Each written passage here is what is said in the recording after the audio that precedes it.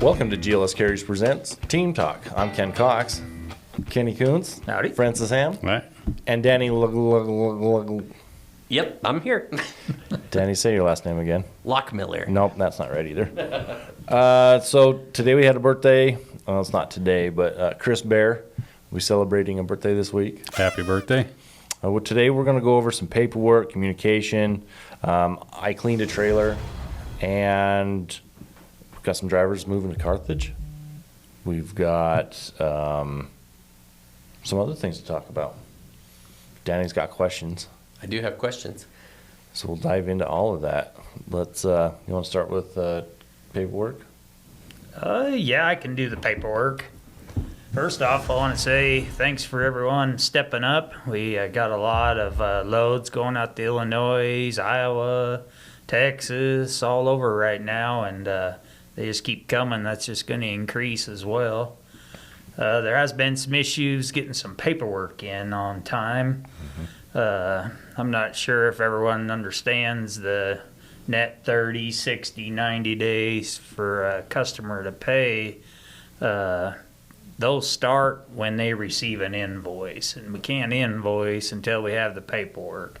So someone holds on to the paperwork, now they're 30, 60, 90, 120s, 180, 220, whatever it is. It just takes 6 months forever. later, we get a check. Yeah, we pay all of our drivers before we get paid on them, and they could be paid for months on a time without us ever getting paid for the loads they did a month ago. So any help we can get on that would be much appreciated for sure.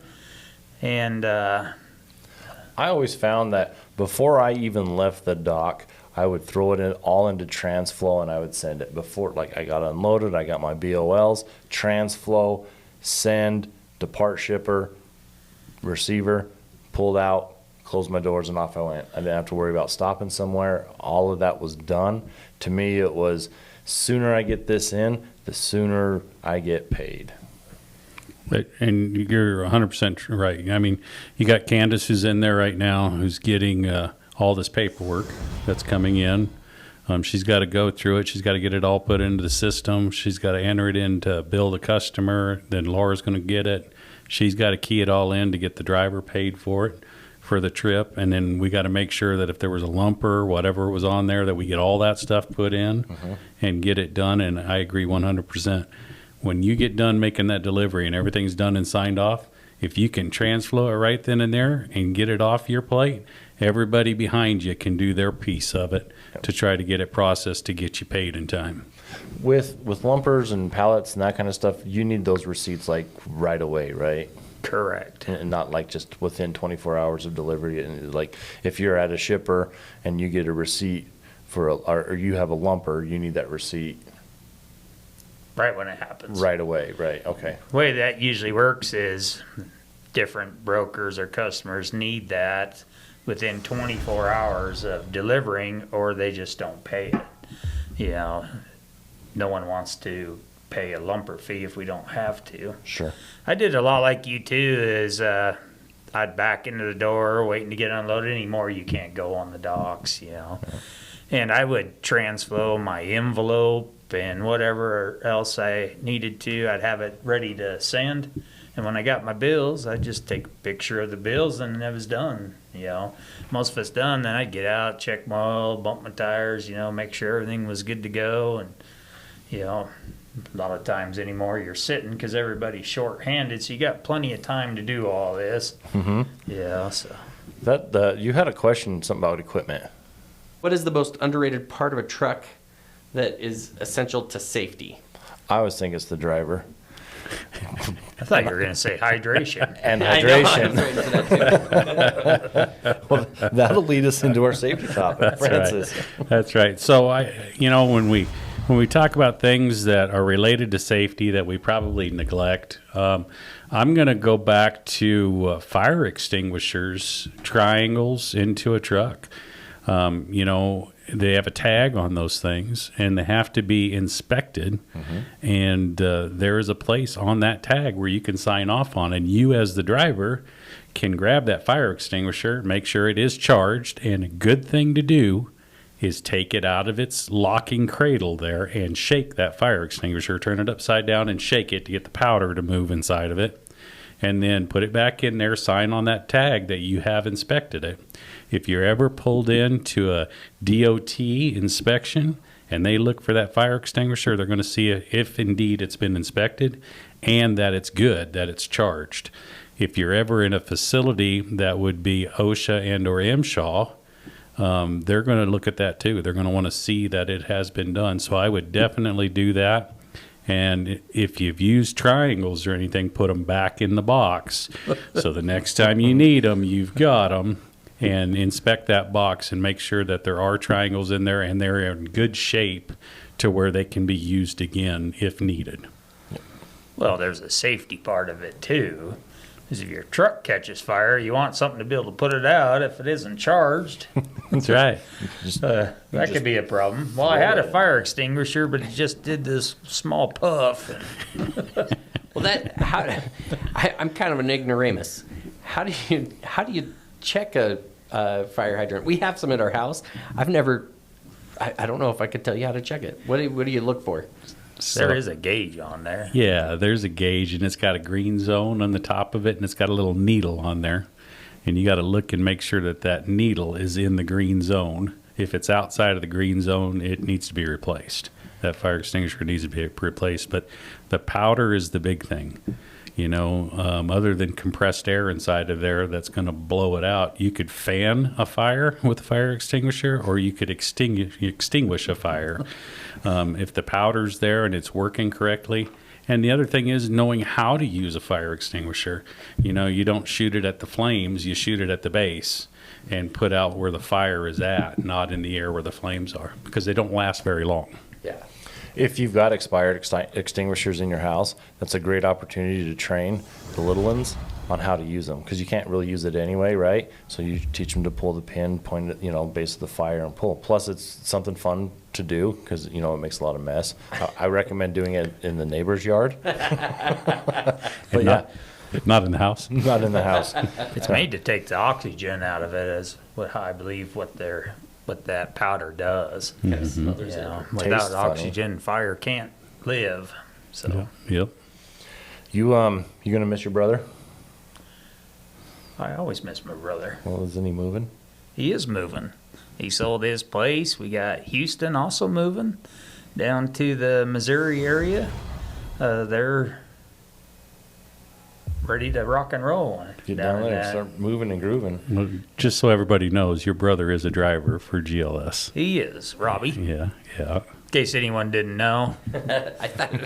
Talk nice about me, Robbie. I'll pay you not to talk nice to him. But yeah, everyone's getting excited for that area to really start booming. It's a beautiful area. If you've ever been down there with all the rock and mountains and trees and Caves. there is a lot of caves. Yeah, that's awesome down there. Yeah, fishing is spectacular too. Some good fishing holes down there. Super moist down there. Humid. It's humid. Yeah, don't use the word No, they moist. hunt hogs and all sorts of stuff down there as well. Yeah. Yeah. If you can get rid of the chiggers in your yard, I guess there's some chiggers. They'll bite you. I don't think I've ever had the pleasure. No, they're a pleasure. They are. I've got some mosquito bites. Is that kind of the same? I have noticed the mosquitoes out a lot lately. Yeah. It's supposed to be 106 this weekend. Any tires that need addressed, let's get them addressed. This heat, Phoenix is going to be at 120. They're calling like 20 days in a row of 110 or thank more. It probably cools down to at least 98 at night. Oh, Right. Yeah. It's cold. I bet the pools are crowded. At that point, I'm swimming in my toilet. Yeah. It'd be He's like got- the to be biggest hot tub in the county, man. A swimming pool at that kind of temperatures. The only way you keep cool here, we got lakes and the river and stuff we can go down to, but down there's all desert, ain't it? Pretty much. Pretty much it is. And down in Phoenix, for sure. Yeah. For sure. Yeah, and in Carthage, I don't know, you might want to look, make sure they're in a water box in or something, sharing the pool with you when you get in there to cool down. They got a lot of water down there. Yeah. Yep, But for sure. do on that, I've never thought of this, but do brakes get affected by that heat when it gets up to 106? Absolutely. Absolutely. A person who would ride their brakes, let's just say going down a hill or something, you ride them, you get them hot enough, they're going to start fading on you, and then they can catch fire as well. They'll get that hot. But part of average everyday braking, you apply brakes, it's friction that slows the unit down, and then when you lay off of the brakes, that's when they cool. And if you're running in normal type temperatures, they get more cooler air to help cool them down, where when you get into 106, 120 degree temperatures, there's not much cooling them down. They kind of hold on to the heat pretty good. Yeah, you'll wear your brakes out quickly. Reminds me, didn't you ask about the most neglected part on a truck? Everyone would think brakes, but I think it's the wipers. If all you drivers out there don't use your wipers until, like me, I need them, it always seems to, they sit there and rot, and pretty soon I got this streak across the middle of my windshield. What do you guys think? Yeah. Absolutely. Have you ever taken the one off the right side because it worked better than the one on the left side and kind of swapped them around? I've tried that flip the ice off before, and it stuck on my visor, and then I really couldn't see. But even your windshields, person's mind, people that wear glasses and stuff, you just get used to looking through something, and pretty soon you don't notice it as bad. I think the windshields and the wipers would be my answer on that. Yeah, there were a time or two coming back through Wyoming, and I guess it would be on I-80 westbound, and you get going, and you've had this windshield for a year or two, and eastbound was fine. I mean, perfect. Turn around, come back westbound, and that glare off the sun is hitting it just right. You can't see out the window. Mm-hmm. It's all pitted. Pitted, little teeny pits. You get a million of those in there. My goodness. Yeah, You just will stop and wait for the sun to go down. usually. Yeah. It's then- just sandblasted. And then you forget about it in the morning. You're like, oh yeah, I'm good to go. And then the sun comes out again, and you're just like, shoot, I need to get this replaced. I think I got pictures of that windshield wiper that got stuck on my visor. I couldn't believe it. Man, if you've got that, send it to me, and I'll put it in right here. I'm pretty sure I still got that. I couldn't believe that it did that. Why Volvo would make a visor that would catch the... Well, I don't think you're supposed to lean out there and flip it like that. It's probably not a safe thing to do. How fast were you going when you did that? I was like before Cokeville. I know I had to go all the way to Cokeville to pull in because there's no place to pull over out there. Well, that could be pretty fast then going to Cokeville. My wife's with a rag on the other side, getting steam off the window. Don't try that at home. That's right. Or on the road. Or on the road? Well, we've talked. I do want to say thanks. The trailers are getting better. I was out there out to the yard today. We had to get a trailer cleaned up. I noticed some the other trailers clean, full of fuel. I mean, they had tires. That's always a bonus. So we're getting better at it. So I just wanted to say thanks to you guys for keeping on that. Still more work to do, but we're getting there. Thank you. Who you giving kudos to on that one? Let's see. Was it Jeff? Jeff Allen. Yeah, Jeff dropped that one off, and I was like, Good job, Jeff. Goodness. Yeah, we appreciate that. And the next guy that gets that trailer appreciates that even more. Yeah, absolutely. Yep. And so, yeah, that's where I'm at. You got anything else you want to add? No, I think I want to take a minute. I said it on the last conference call that we had here, the podcast, that I had taken some time off and went on vacation. Well, sharing the roads with the public, we ran a lot of miles. And I seen just an incredible amount of things, opportunities, and challenges out on the roadways with other drivers. And every time I see that kind of stuff, I think of our drivers and what they're dealing with every day. We're in the summertime right now. You've got a lot of people that are probably great people too, but they typically are at work or something, and they're out trying to have a bunch of fun, and they're riding their motorcycles, and they've got their campers and fifth wheels and motorhomes and all this other stuff out there. and sometimes they don't do very smart things. And then when you're in traffic in cities, and especially when it's hot like this, people want to get home, and they don't pass the safest.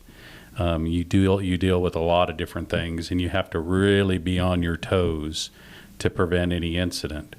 I know for a fact our people do a great job, and that reflects back into our safety scores. That they're doing a great job, and I just want to recognize that. My hat's off to you guys. Appreciate everything you guys do. It's a tough job, but you do it very well. You're definitely the professionals out there on the road, and appreciate it. Kenny? Can I just say ditto and get away with it? Ditto. Ditto? Danny? Ditto. Ditto. Well, as we end this episode, we want to thank you for being safe, making the right choices. Remember, your eyes and ears on the road. If you see something, say something. We succeed when you complete your trip safely and you're home with your loved ones. Thanks, guys. See ya.